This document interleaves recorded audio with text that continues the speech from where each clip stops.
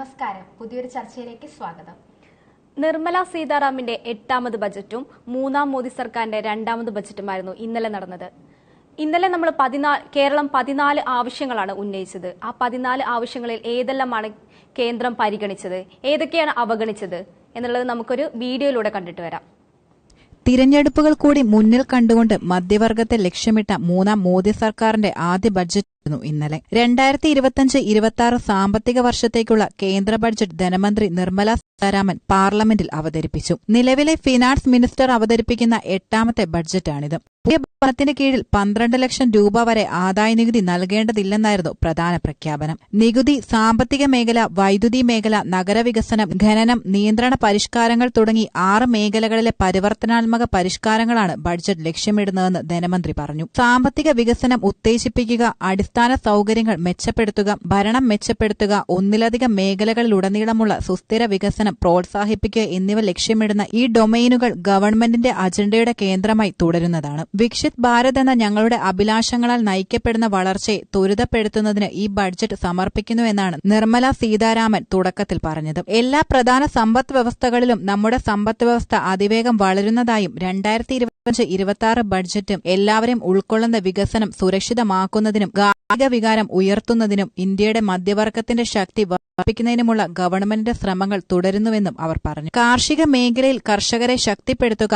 കാർഷികോൽപാദനം വർദ്ധിപ്പിക്കുക എന്നതാണ് ബഡ്ജറ്റിലൂടെ ലക്ഷ്യമിടുന്നത്. മേഖലയുടെ വളർച്ചയ്ക്കായി പ്രധാനമന്ത്രി ധൻധന്യ കൃഷി യോജനയും പ്രഖ്യാപിച്ചിട്ടുണ്ട്. കാർഷികോൽപാദനം കുറഞ്ഞ മേഖലയ്ക്ക് ധനസഹായം നൽകും. രാജ്യത്തെ 100 ജില്ലകൾക്കാണ് ആദ്യഘട്ടത്തിൽ സഹായം. ഉൽപാദനം വർദ്ധിപ്പിക്കുകയാണ് പ്രധാന ലക്ഷ്യവും. ധാന്യവിളകളുടെ ഉൽപാദനത്തിൽ സ്വയം ഉറപ്പാക്കാൻ 6 വർഷ മിഷൻ, ധാന്യങ്ങൾക്കായി പ്രത്യേക പദ്ധതി, പച്ചക്കറികൾക്കും പഴങ്ങൾക്കും സംസ്ഥാനങ്ങൾക്കുമായി ചേർന്ന് പദ്ധതി രൂപീകരണം, പരുത്തികൃഷി വികസനത്തിന് 5 വർഷ പദ്ധതി എന്നതാണ് മറ്റു പ്രഖ്യാപനങ്ങൾ. ഇതിനു പുറമെ കിസാൻ ക്രെഡിറ്റ് കാർഡ് വഴിയുള്ള ഹാസ്യകാല വായ്പ 3 ലക്ഷത്തിൽ നിന്ന് 5 ലക്ഷമാക്കി ഉയർത്തിയിട്ടുമുണ്ട്. വിദ്യാഭ്യാസ രംഗത്തിന് നേട്ടങ്ങളാണ് ബഡ്ജറ്റിലുള്ളത്. വിദ്യാഭ്യാസം, നൈപുണ്യ വികസനം, സാങ്കേതിക നവീകരണം എന്നിവയോടൊപ്പം ഉന്നത വിദ്യാഭ്യാസ രംഗത്തിൽ AI-ക്ക് ഊന്നൽ നൽകിയിട്ടുണ്ട്. ആദായ നികുതി ഉയർത്തിയ പ്രഖ്യാപനത്തിന് വലിയ സ്വീകാര്യതയാണ് ലഭിച്ചതെങ്കിലും ദാരിദ്ര്യ നിർമ്മാർജ്ജനം, തൊഴിലില്ലായ്മ തുടങ്ങിയ അടിസ്ഥാന പ്രശ്നങ്ങൾ പരിഹരിക്കുന്നതിനായി ഒന്നും ബഡ്ജറ്റിലില്ലെന്ന് വിമർശനവും ഉയരുന്നുണ്ട്. കേരളത്തെ സംബന്ധിച്ചും ഫലം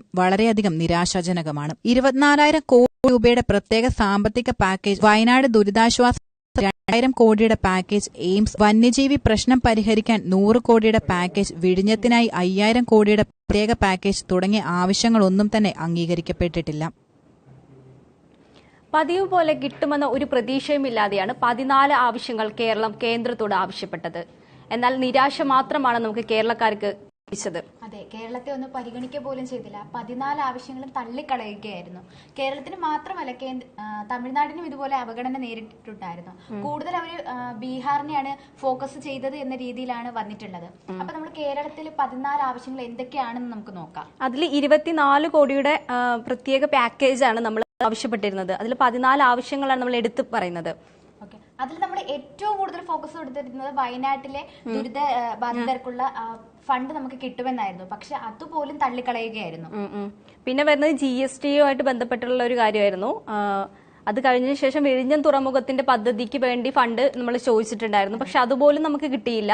നമ്മൾ മെയിനായിട്ടും എടുത്ത് പറയേണ്ട കാര്യം വയനാട്ടിലെ ദുരന്ത ബാധിത ഇതും കൂടെ ആയിരുന്നു. അത് നമ്മൾ ഈ കേന്ദ്ര ബജറ്റിലെങ്കിലും അത് സർക്കാർ പരിഗണിക്കുമെന്ന് നമ്മൾ വിചാരിച്ചിരുന്നു. പക്ഷെ അതും വലിയൊരു നഷ്ടമായിട്ടാണ് നമുക്ക് ഈ ഒരു സാഹചര്യത്തിൽ പറയുന്നത്. കേരളത്തിന്റെ ആവശ്യം മുണ്ടക്കൈ ചൂരൽമല ദുരന്തത്തെ തുടർന്നുള്ള പുനരധിവാസം നടപ്പാക്കുന്നതിന് 2,000 കോടി രൂപയുടെ പാക്കേജ് ആയിരുന്നു. അതായിരുന്നു ആ ഒരു ആവശ്യമായിരുന്നു തള്ളിക്കളഞ്ഞത്. അതുപോലെ തന്നെ വിഴിഞ്ഞം തുറമുഖത്തിന്റെ വികസന പ്രവർത്തനങ്ങൾക്കായുള്ള 5,000 കോടിയുടെ പാക്കേജിന്റെ അനുമതി അതും നിഷേധിക്കുകയായിരുന്നു. പിന്നെ കേരളത്തിന്റെ കടമെടുപ്പ് പരിധി GST-യുമായി ബന്ധപ്പെട്ട് 3% ഊർജ്ജ മേഖലയിൽ പരിഷ്കരണങ്ങൾ നടപ്പാക്കുക. അതേസമയം തന്നെ ആകെ 3.5% കടമെടുപ്പ് അനുവദിക്കണം എന്ന് പറഞ്ഞിട്ടായിരുന്നു നമ്മൾ അഭ്യർത്ഥിച്ചിരുന്നത്. അതുപോലെ പ്രവാസികൾക്കും മടങ്ങിയെത്തുന്ന പ്രവാസികൾക്ക് സംരക്ഷണം ഉറപ്പാക്കുന്നതിന് കേരളം തയ്യാറാക്കിയിട്ടുള്ള പദ്ധതിയുമായിട്ട് ഒരു 3,940 കോടി രൂപ. അത് വേറൊരു. അതുപോലെ തന്നെ 15 വർഷം പഴക്കമുള്ള വാഹനങ്ങൾക്ക് പകരം പുതിയ വാഹനങ്ങൾ വാങ്ങുന്നതിനായി ഒരു 800 കോടി രൂപ ഒരു ആവശ്യം ഉന്നയിച്ചിട്ടുണ്ടായിരുന്നു. പിന്നീട് കാലാവസ്ഥാ വ്യതിയാനം കാരണമുള്ള ദുരന്തങ്ങൾ നേരിടാൻ ഒരു 4500 കോടി രൂപ, തീരദേശത്തെ കടലാക്രമണവും തീരശോഷണവും നേരിടാൻ 2329 കോടി. പിന്നെ തിരുവനന്തപുരം റീജിയണൽ ക്യാൻസർ സെന്ററിന് വികസനത്തിനായിട്ട് 1293 കോടി രൂപയും, പിന്നെ വന്യജീവി സംഘർഷം നേരിടുന്നതിനായി 1000 കോടി രൂപയുടെ പ്രത്യേക പാക്കേജ്. പിന്നെ കർഷകരുടെ ഒരു കാര്യത്തിൽ എടുത്തു പറയുന്നത് റബ്ബർ മിനിമം വില ഉറപ്പാക്കുന്ന പദ്ധതിയായിട്ട് 1000 കോടി രൂപയാണ്. കർഷകരുടെ ഒരു ആവശ്യം മുന്നിൽ കണ്ടിട്ട് നെല്ല് സംഭരണത്തിന് 2000 കോടിയുടെ ആവശ്യം ഉന്നയിച്ചിട്ടുണ്ടായിരുന്നു. പിന്നെ കേന്ദ്രം പരിഗണിച്ച ഒരു കാര്യത്തിൽ ഉന്നത വിദ്യാഭ്യാസ മേഖല ശക്തിപ്പെടുത്താൻ 2117 കോടി രൂപ. സിൽവർ ലൈൻ റാപ്പിഡ് ട്രാൻസിറ്റ് പദ്ധതികൾ, അങ്കമാലി ശബരി നിലമ്പൂർ നഞ്ചൻകോട് തലശ്ശേരി മൈസൂര് റെയിൽപാതകൾക്ക് അനുമതിയും ഫണ്ടും. ഇത്രയും 14 കാര്യങ്ങളായിരുന്നു കേരളം ആവശ്യപ്പെട്ടിരുന്നത്. പക്ഷെ ഈ ഒരു കാര്യങ്ങളൊന്നും തന്നെ അതായത് ബജറ്റ് പ്രഖ്യാപനത്തിൽ നമ്മുടെ കേരളത്തിനെ ഫുള്ളായിട്ട് ടോട്ടലി അങ്ങ് അവഗണിക്കുന്ന രീതിയിലായിരുന്നു നമ്മൾ കാണുന്നത്.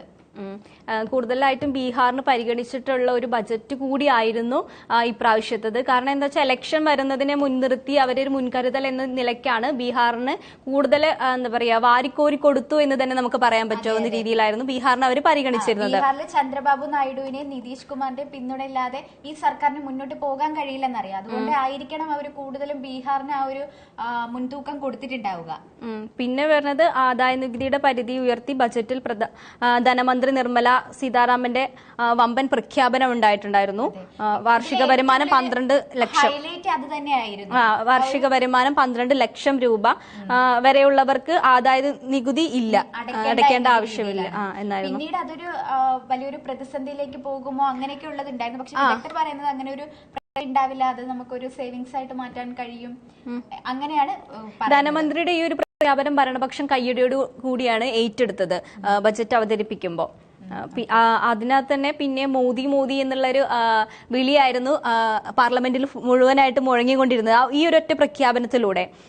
ഇവർ കൂടുതലായിട്ട് പറയുന്നത് മധ്യവർഗക്കാരെ എടുത്താണ് ഈ ബജറ്റ് മുൻതൂക്കം കൊടുത്തിരിക്കുന്നത്, മധ്യവർഗക്കാർക്ക് മാത്രമായിട്ട്.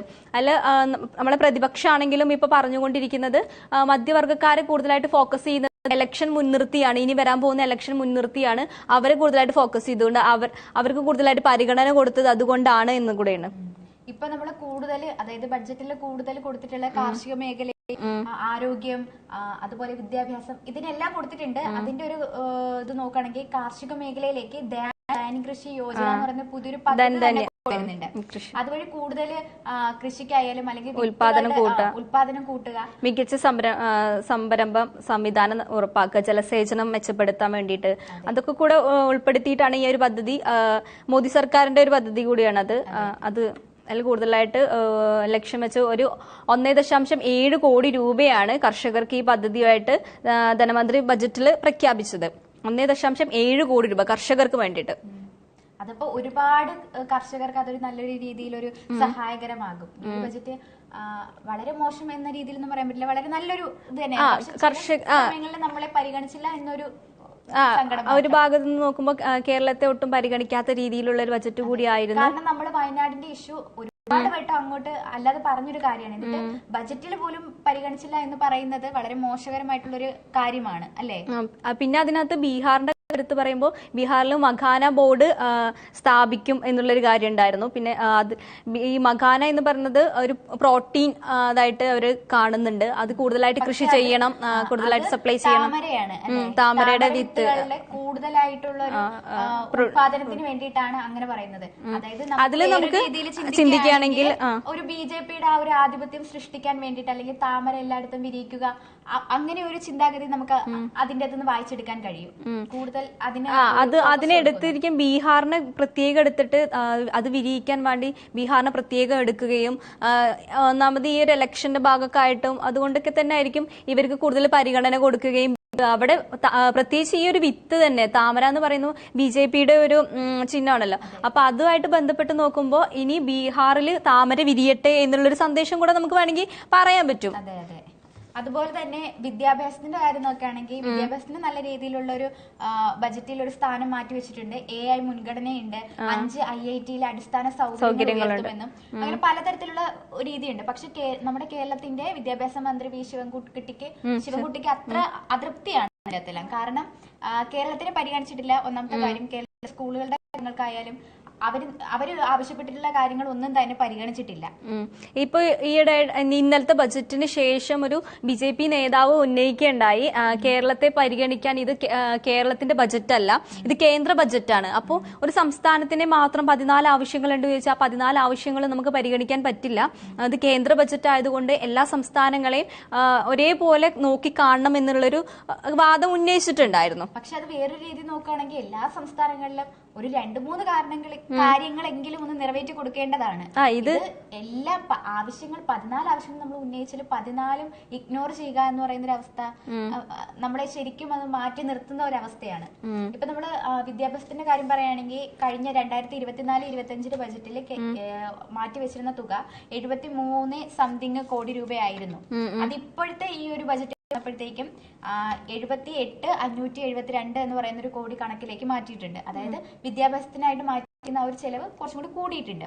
പക്ഷെ വി ശിവൻകുട്ടി പറയുന്നത് ഇപ്പം പണത്തിനെല്ലാം എല്ലാ സാധനങ്ങൾക്കും വില കൂടിയിരിക്കുകയാണ്. ഒരു മാറ്റം, അതായത് മുന്നത്തേൽ നിന്ന് 2024-25 നിന്നും 2025-26 വരുമ്പോ പണപ്പെരുപ്പം നമുക്ക് നോക്കുമ്പോ കുറച്ച് കൂടുതലായിട്ട് തോന്നുമെങ്കിലും അത് അത്രയും എഫക്ട് ചെയ്യില്ല എന്നാണ്. സെയിം മറ്റേത് എത്ര കോടിയാണോ അതിന്റെ സെയിം റിസൾട്ട് തന്നെയായിരിക്കും ഇതിലും വരിക എന്നാണ്. കാരണം അധികം അതിലോട്ട് ഫോക്കസ് കൊടുത്തിട്ടില്ല എന്ന രീതിയിലാണ് അദ്ദേഹം അഭിപ്രായപ്പെടുന്നത്. പിന്നെ വേറൊരു കാര്യം എന്ന് വെച്ചാല് എന്താ, വിദ്യാഭ്യാസ രംഗത്തും കുറച്ച് പരിഗണന നൽകിയിട്ടുണ്ട്. IIT-കൾ നമ്മുടെ പാലക്കാട് IIT കൂടെ ഉൾപ്പെടുത്തിയിട്ടുണ്ട്.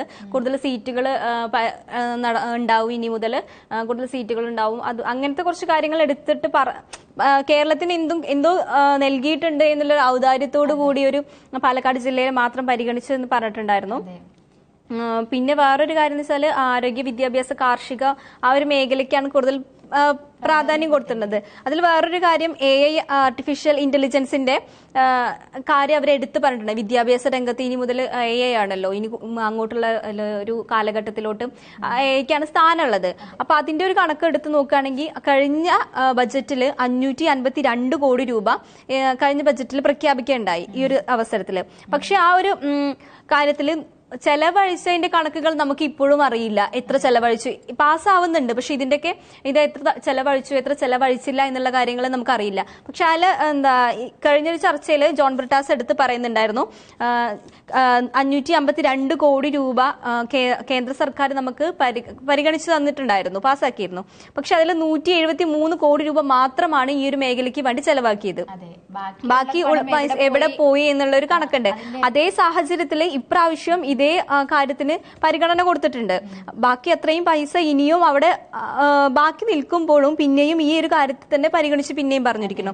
അതിൽ ഈ ഒരു പ്രാവശ്യം ഇത്തരത്തിൽ എന്തിനാണ് ചെയ്തത് എന്നുള്ളൊരു കാര്യം വേറെ എന്തിലെങ്കിലും ഒരു പരിഗണന കൊടുക്കാമായിരുന്നു. ഈ ഒരു ഭാഗത്ത് തന്നെ എന്തിനു ഉറച്ചു നിന്നുണ്ട്.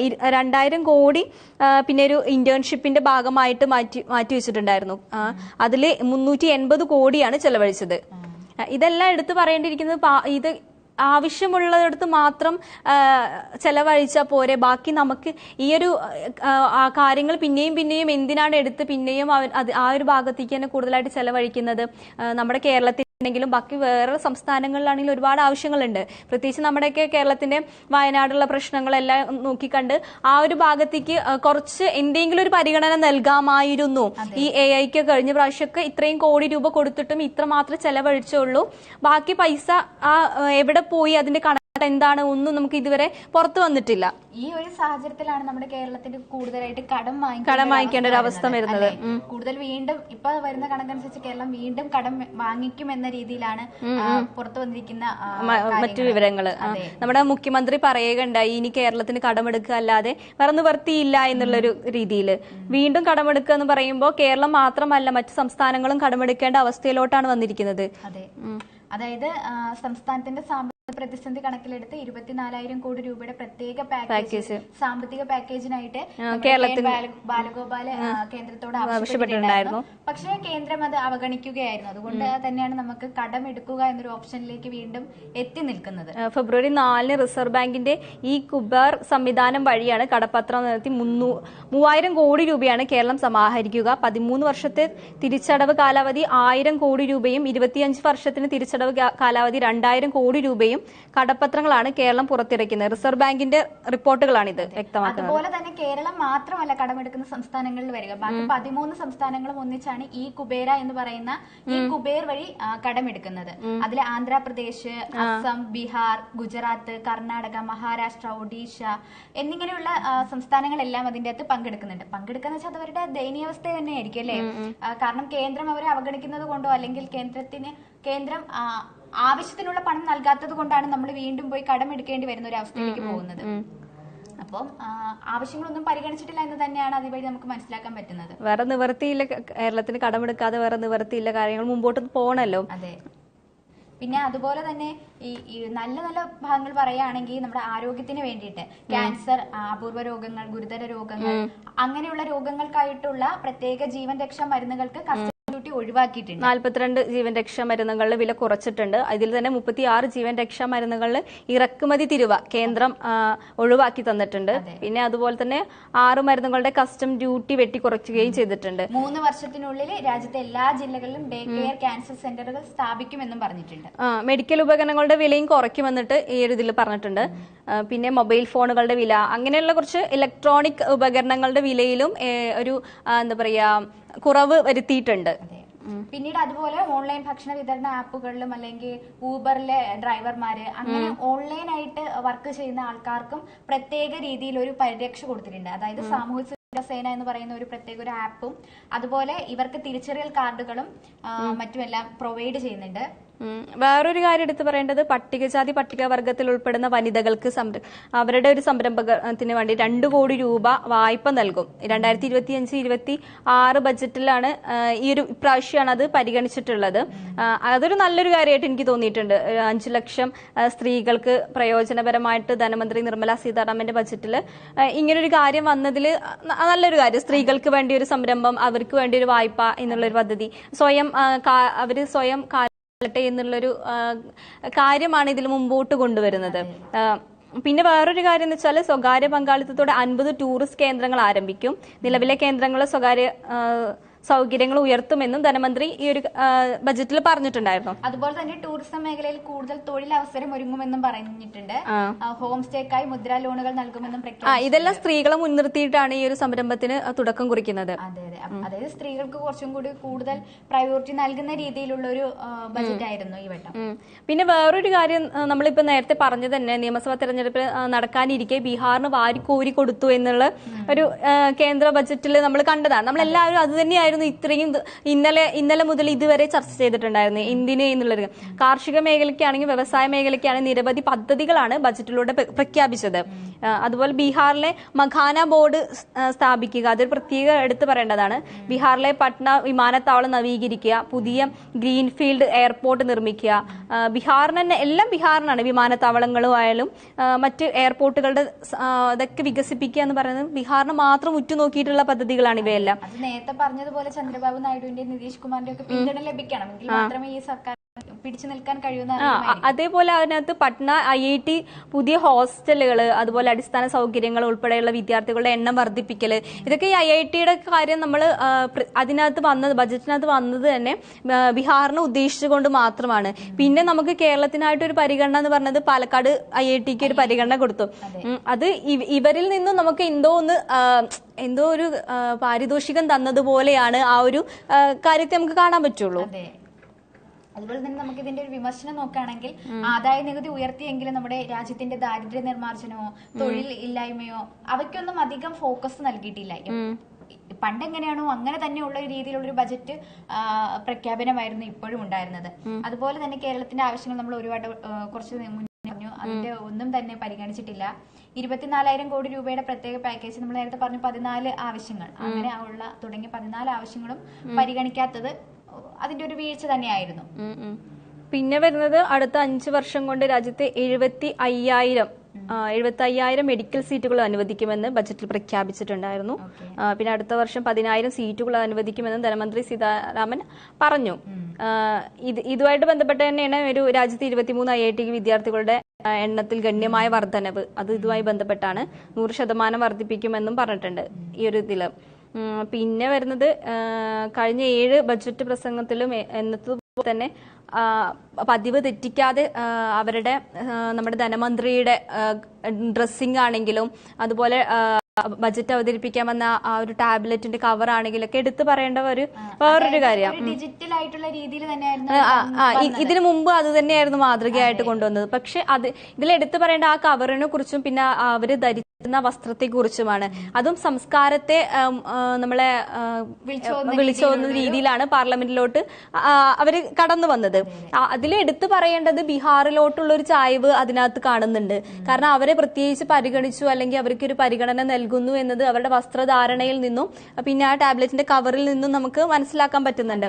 ടാബ്ലറ്റിന്റെ ആ ഒരു കവറിന്റെ പേര് ബഹി ഘട്ട എന്നാണ് അതിനെ വിളിക്കുന്നത്. അത് പരമ്പരാഗതമായോ ഇന്ത്യൻ ലെഡ്ജർ ശൈലിയിലാണ് ആ ഒരു കവർ വന്നിട്ടുണ്ടാവുന്നത്. അപ്പൊ നേരത്തെ പറഞ്ഞതുപോലെ അതെല്ലാം ബീഹാറിനെ പ്രതിനിധാനം ചെയ്യുന്ന ഒരു കാര്യങ്ങളായിരുന്നു. പിന്നെ അവര് ധരിച്ചിരുന്ന വസ്ത്രം എന്ന് പറയുന്നത് പരമ്പരാഗതമായി മധുബലി കലാകാരിയും പത്മശ്രീ പുരസ്കാര ജേതാവുമായ ബീഹാർ സ്വദേശിയാണ്. അത് എടുത്തു പറയുന്നത് ബീഹാർ സ്വദേശിയായ ദുലാരി ദേവിയുടെ ആദര സൂചനമായിട്ടാണ് ആ വസ്ത്രം, ആ ഒരു സാരി അത് ധരിച്ചിരുന്നത്. അതും ബീഹാറാണെന്ന് നമ്മൾ എടുത്തു പറയണം. ബീഹാറിന് വേണ്ടി ഈ കേന്ദ്ര ബജറ്റ് തന്നെ ബീഹാറിന് വേണ്ടി എന്നുള്ളതിൽ കൂടെയാണ് നമ്മൾ ആ വസ്ത്രത്തിലൂടെ കാണിക്കാൻ പറ്റിയത്. അതുകൊണ്ട് തന്നെയാണല്ലോ കൂടുതലും ഒരു ചായ്വ് നമുക്ക് ബീഹാറിലോട്ട് കാണാൻ കഴിയുന്നത്. പിന്നെ അവരെടുത്ത് പറയുന്നത് നമ്മൾ ഇങ്ങനെയുള്ള കുറെ കാര്യങ്ങൾ ഉന്നയിക്കുമ്പോൾ അവരെടുത്ത് പറയുന്നത് നമ്മുടെ സംസ്കാരത്തിന്റെ നമ്മുടെ പൈതൃകത്തെ വിളിച്ചോതുന്നതാണ് ഈ സാരിയിലൂടെ അവർ വ്യക്തമാക്കുന്നു എന്ന് പറയുന്നത്.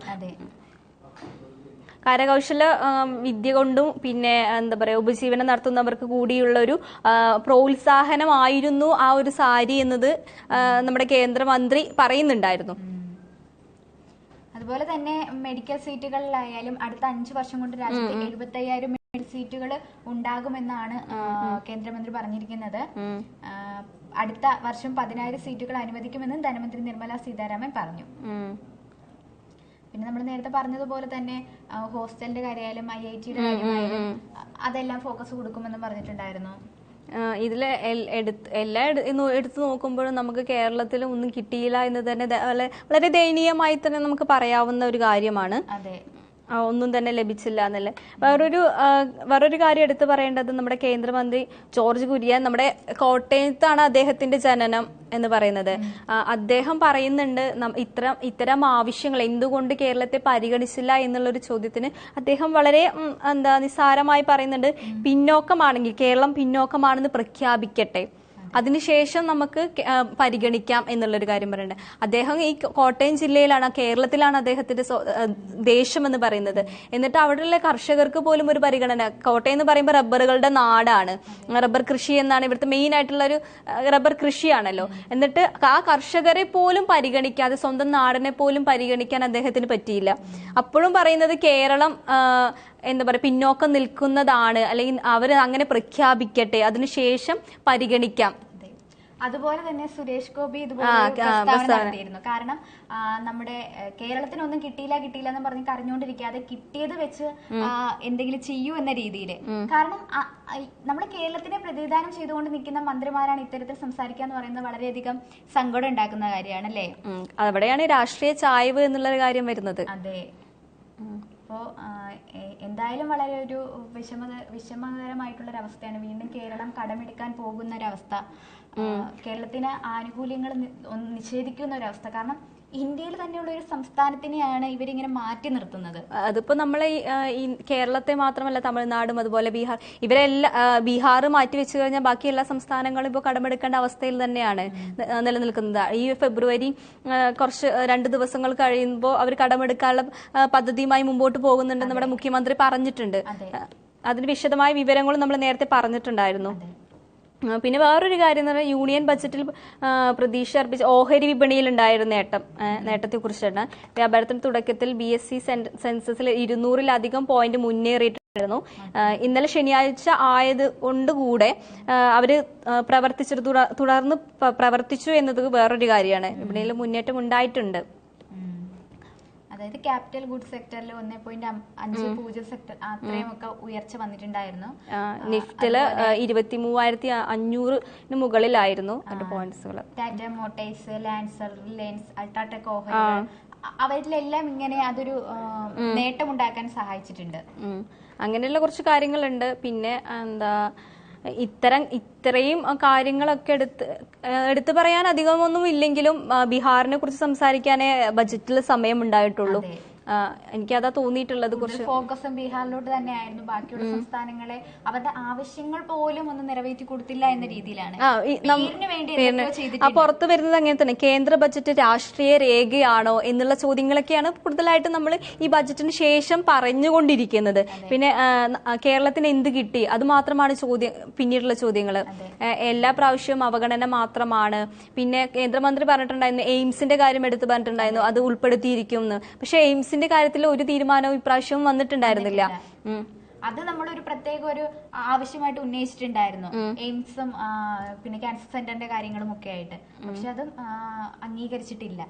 ഇനി വരുന്ന വർഷങ്ങളിൽ കേരളമല്ല നമ്മുടെ സംസ്ഥാനം തന്നെ, ഇന്ത്യ തന്നെ സാമ്പത്തികപരമായി മുന്നേറാനുള്ള ആണ് എന്നുള്ളതൊക്കെ വരുന്ന വാർത്തകൾ അങ്ങനെയാണ്. ഇവർ കേന്ദ്രമാണെങ്കിലും കൂടുതലായിട്ട് അതിനാണ് ഫോക്കസ് ചെയ്തിട്ടുള്ളത്. അതുകൊണ്ടാണ് ഈ കേന്ദ്ര ബജറ്റ് ഇത്തരത്തിലുള്ള കുറച്ച് നടപടിയിലേക്ക് പോയത്, അല്ലെങ്കിൽ ഇത്തരത്തിലുള്ള ഓരോ ആവശ്യങ്ങൾ പരിഗണിച്ചത് എന്നും കൂടെ പറയുന്നുണ്ട്. അപ്പോൾ എന്തായാലും ഒരു കൺക്ലൂഷൻ എന്ന രീതിയിൽ നമുക്ക് പറയാൻ പറ്റും, എന്തായാലും കേരളത്തെ പരിഗണിച്ചില്ല എന്ന് തന്നെയാണ് അല്ലേ. ഫുള്ളായിട്ട് നമ്മുടെ ആവശ്യങ്ങൾ എന്താണോ അതുപോലെ നിറവേറ്റി തരാതെ, അല്ലെങ്കിൽ അതൊന്ന് പരിഗണിക്കുക പോലും ചെയ്യാതെ ഇഗ്നോർ ചെയ്യുന്ന ഒരു അവസ്ഥയായിരുന്നു. കൂടുതൽ ബീഹാറിനെ ഫോക്കസ് ചെയ്തിട്ടുള്ളതായിരുന്നു ഇത്തവണത്തെ ബഡ്ജറ്റ് അവതരണം. പിന്നെ ഈ ഒരു എന്താ പറയുക ബജറ്റിൽ മുൻനിർത്തിയിട്ട് ധനമന്ത്രി നിർമ്മല സീതാരാമൻ അവതരിപ്പിച്ച കേന്ദ്ര ബജറ്റിൽ ഇത്തരക്കാരായ ജനങ്ങളുടെ കൈവശം കൂടുതൽ പണം, നമ്മളെ സാധാരണക്കാർക്ക് പണം കൂടുതലായിട്ട് സ്വരൂപിക്കാൻ നേടാൻ പറ്റുമെന്നുള്ള ഒരു വാദവുമായിട്ട് നമ്മളെ Lulu group chairman M A Yusuf Ali sir ഇതുമായിട്ട് പ്രതികരിച്ചിട്ടുണ്ടായിരുന്നു. ആദായ നികുതിയിൽ ഇളവ് പ്രഖ്യാപിച്ചതിലൂടെ ഉപഭോക്തൃ വിപണിയിൽ സജീവമാകും. പിന്നെ മറ്റ് ചെറുപ്പക്കാർക്ക് ആണെങ്കിലും ചെറുകിട ബിസിനസ്സുകാർക്കാണെങ്കിലും ഇത് കുറച്ചും കൂടെ കൂടുതൽ അവസരങ്ങൾ തുറന്നു കാട്ടുന്ന ഒരു മേഖല കൂടിയാകും എന്നുള്ളതൊക്കെ ലുലു ഗ്രൂപ്പിന്റെ നമ്മുടെ യൂസഫ് അലി പറഞ്ഞിട്ടുണ്ടായിരുന്നു. ഇത്രയും കാര്യങ്ങളൊക്കെയാണ് നമ്മൾ ഇതിനെക്കുറിച്ച് സംസാരിക്കാനുള്ളൂ. കേന്ദ്ര ബജറ്റിനെ കുറിച്ചിട്ട് ശരിക്കും പറഞ്ഞ ഒരു അവഗണനയാണോ എന്ന് ചോദിച്ചു കഴിഞ്ഞാൽ തീർച്ചയായിട്ടും അവഗണന തന്നെയായിരുന്നു കേരളത്തിന് നമുക്ക് ലഭിച്ചിട്ടുള്ളത്. നമ്മൾ ഒരു ആവശ്യങ്ങൾ പോലും പരിഗണിച്ചിട്ടുണ്ടായിരുന്നില്ല. നമ്മളും ചെയ്തിട്ട് നമ്മുടെ ആവശ്യങ്ങൾ നിറവേറ്റാതെ, അതുകൊണ്ടാണ് നമ്മളിപ്പോ വീണ്ടും ഒരു കടം വാങ്ങിക്കേണ്ട ഒരു അവസ്ഥയിലേക്ക് എത്തി നിൽക്കുന്നത്. അത് നമുക്ക് ശരിക്കും മനസ്സിലാവുന്നുണ്ട്. ഒരു ബഡ്ജറ്റൊക്കെ പ്രഖ്യാപിച്ചു കഴിഞ്ഞാൽ നമ്മൾ സ്വാഭാവികമായിട്ടും കടം വാങ്ങിക്കേണ്ട ഒരു അവസ്ഥയൊന്നും വരാറില്ല. അപ്പോൾ ഇപ്പൊ അങ്ങനെ ഒരു അവസ്ഥയിലേക്ക് പോയിട്ടുണ്ടെങ്കിൽ അതിന്റെ കാരണം ഇത് തന്നെയാണ്, ബീഹാറിലേക്കുള്ള ചായ്വ് തന്നെയാണ് എന്ന് മനസ്സിലാക്കാം. ഇത്രേ ഉള്ളൂ ഇതിനെ കുറിച്ചിട്ട് നമുക്ക് സംസാരിക്കാനുള്ളൂ. കൂടുതലായിട്ടൊന്നുമില്ല. നമ്മളെ കേരളത്തെ മാത്രം അവഗണിച്ച് ബീഹാറിനെ എന്തൊക്കെയോ കൂടുതലായിട്ട് കൊടുത്തു എന്നുള്ളൊരു പ്രസ്താവനയെ ശരിക്കും ശരിവെക്കാൻ നമുക്ക് പറ്റുള്ളൂ. എന്താ അവർക്ക് അവരുടെ നാടിന് വേണ്ടിയിട്ട് ഒരുപാട് വികസനങ്ങൾ കൊണ്ടുവരുന്നു. നമ്മളൊരു പിന്നോക്ക വിഭാഗമായി പ്രഖ്യാപിക്കട്ടെ, അതിനുശേഷം പരിഗണിക്കാം കേരളത്തെ എന്നുള്ള വാദങ്ങളൊന്നും നമുക്ക് ഒരിക്കലും അംഗീകരിക്കാൻ പറ്റാവുന്നതല്ല. അപ്പൊ ഇനിയെങ്കിലും ഇനി വരുന്ന ബജറ്റുകളിൽ നമുക്കൊരു സ്ഥാനം ഉണ്ടാകുമോ എന്നുള്ളതൊക്കെ സംശയമാണ്. അത് മുഖ്യമന്ത്രി പ്രത്യേകം പറഞ്ഞിട്ടുണ്ടായിരുന്നു, നമുക്ക് 14 ആവശ്യങ്ങളുണ്ട്, പക്ഷെ ആ 14 ആവശ്യങ്ങളും പരിഗണിക്കുമോ എന്നുള്ളത് അറിയില്ല. എന്നാലും നമ്മൾ നമ്മുടെ ആവശ്യങ്ങൾ പറഞ്ഞിട്ടുണ്ട് എന്നുള്ളൊരു ഇത് മുഖ്യമന്ത്രി തന്നെ പറഞ്ഞിട്ടുണ്ടായിരുന്നു. എന്നും അവഗണന മാത്രമാണ് കേരളത്തിന് ലഭിച്ചിട്ടുള്ളത്. അത് പക്ഷെ വേറൊരു കാരണവും കൂടി ഉണ്ട്. കാരണം കേരളത്തിനെ റെപ്രസെന്റ് ചെയ്തുകൊണ്ട് BJP-യിലെ അധികം എംപിമാരില്ല. ഉണ്ടെങ്കിൽ പോലും ആ ഒരു കേന്ദ്രമന്ത്രിമാർ കേരളത്തിന് ഫോക്കസ് ചെയ്യുന്നുമില്ല, അവർ കേരളത്തിന് വേണ്ടി സംസാരിക്കുന്നുമില്ല. അത് തന്നെയാണ് ഒരു പ്രധാന പ്രശ്നമെന്നും നമുക്ക് വേണമെങ്കിൽ പറയാം. കാരണം അതുകൊണ്ട് തന്നെയാണ് സുരേഷ് ഗോപിയൊക്കെ ഇത്തരത്തിലുള്ളൊരു പരാമർശം നടത്തുന്നത്. കാരണം ഉള്ളത് കൊണ്ട് ഓണം പോലെ എന്ന രീതിയിലാണ് അദ്ദേഹം ഇപ്പൊ പറയുന്നത്. കിട്ടാത്തതിന് അദ്ദേഹത്തിന് ഒരു പരിഭവവുമില്ല. കാരണം അതൊക്കെ നമുക്ക് ചോദിച്ചു വാങ്ങിക്കേണ്ട ഒരു കാര്യമായിരുന്നു. കൂടി അതിനെതിരെ ഒന്ന് സംസാരിക്കുകയോ ഒന്നും ചെയ്യുന്നില്ല. ഇതിൽ നിന്ന് മനസ്സിലാക്കേണ്ട കേരളം ഉൾപ്പെടെ 13 സംസ്ഥാനങ്ങളാണ് ഫെബ്രുവരി 4 ശേഷം കടമെടുക്കാൻ പോകുന്നത് എന്നുള്ളൊരു കാര്യം കൂടെ ഉണ്ട്. അപ്പോൾ ആ സംസ്ഥാനങ്ങളുടെ ദയനീയമായ ഒരു അവസ്ഥയാണ് അവിടെ കാണിക്കുന്നത്. അല്ലാതെ നമ്മളിപ്പോ വെറുതെ ഒന്ന് പോയി നമുക്ക് നമ്മുടെ അത്രയും അത്യാവശ്യമുള്ള കാര്യത്തിന് കൊണ്ടാണ് നമ്മൾ കടമെടുക്കാൻ പോകുന്നത്. അതും ഇങ്ങനെയുള്ള പ്രതിസന്ധികൾ നമുക്ക് മുമ്പോട്ട് എന്തായാലും നമ്മുടെ സംസ്ഥാനത്തിനാണെങ്കിൽ നമ്മുടെ കാര്യങ്ങളെല്ലാം നടന്നു പോകണം. വികസനത്തിന്റെ കാര്യത്തിലാണ്, മറ്റേത് കാര്യത്തിലാണെങ്കിലും വയനാടിന്റെ കാര്യമൊക്കെ എടുത്ത് പറയുകയാണെങ്കിലും പെട്ടെന്ന് തന്നെ എല്ലാം ശരിയാക്കിയേ തീരുള്ളൂ. അത് ഇപ്പൊ ഈ കേന്ദ്രം ഇങ്ങനെ അവഗണിച്ചു എന്ന് വിചാരിച്ച് നമുക്ക് ഒന്നും ചെയ്യാതെ സ്റ്റക്ക് ചെയ്ത് നിൽക്കാനും പറ്റില്ല. അപ്പോൾ നമുക്ക് ലളിതമായ ഭാഷയിൽ പറഞ്ഞാൽ നമുക്ക് ജീവിക്കണം എന്നുണ്ടെങ്കിൽ നമ്മൾ തന്നെ പണിയെടുത്ത് ജീവിച്ച് പൈസ ഉണ്ടാക്കണം. അത്ര തന്നെ. കേന്ദ്രത്തെ നോക്കിയിട്ടോ മറ്റ് ബജറ്റിനെ നോക്കിയിട്ടോ നമ്മൾ നിന്ന് കഴിഞ്ഞാൽ നമ്മുടെ ഒരു കാര്യങ്ങളും നടക്കാൻ പോകുന്നില്ല എന്ന് തന്നെയാണ് ഈ ഒരു ബജറ്റിലൂടെ നമുക്ക് കാണാൻ പറ്റുന്നത്. തീർച്ചയായിട്ടും. അപ്പൊ എന്തായാലും ഇനി അടുത്ത ബജറ്റിലെങ്കിലും നമ്മളെ പരിഗണിക്കട്ടെ, അല്ലെങ്കിൽ അതിന്റെ റീസൺ എന്താണെന്നെങ്കിലും അവരൊന്ന് പറയട്ടെ. അങ്ങനെയാണെങ്കിൽ നമുക്ക് നമ്മുടേതായിട്ടുള്ളൊരു മാർഗത്തിലേക്ക് പോകാൻ. നമ്മുടെ ഭാഗത്തു നിന്ന് സംസാരിക്കുന്ന കേന്ദ്രമന്ത്രിമാരാണെങ്കിലും ആരാണെങ്കിലും നമ്മളെ നാടിന് വേണ്ടിയാണ് ചോദിക്കുന്നത്. പാർട്ടി എന്നുള്ള കാര്യം മാറ്റിവെച്ച് നമ്മുടെ നാടിനെ പരിഗണിച്ചുകൂടെ സംസാരിക്കാം എന്നുള്ളത് കൂടി പറയാം. അതെ, തീർച്ചയായിട്ടും. അങ്ങനെ സംസാരിച്ച് നമ്മുടെ കേരളത്തിന് അവകാശപ്പെട്ടതിന് അടുത്ത ബജറ്റിലെങ്കിലും ഒന്ന് പരിഗണിക്കട്ടെ എന്ന് നമുക്ക് മാത്രം പറയാം. അപ്പൊ തീർച്ചയായിട്ടും നല്ലൊരു ബജറ്റ് അടുത്ത വട്ടമെങ്കിലും ഉണ്ടാവട്ടെ. ഈ വട്ടത്തെ ബജറ്റ് തീർച്ചയായിട്ടും സന്തോഷകരമായിട്ടുള്ള ഒരു ബജറ്റ് ആയിരുന്നില്ല കേരളത്തിനെ സംബന്ധിച്ചിടത്തോളം. അപ്പോൾ എന്തായാലും ഇനി അടുത്തൊരു ദിവസം അടുത്തൊരു വിഷയമായി വീണ്ടും കാണുന്നവരെ ബൈ.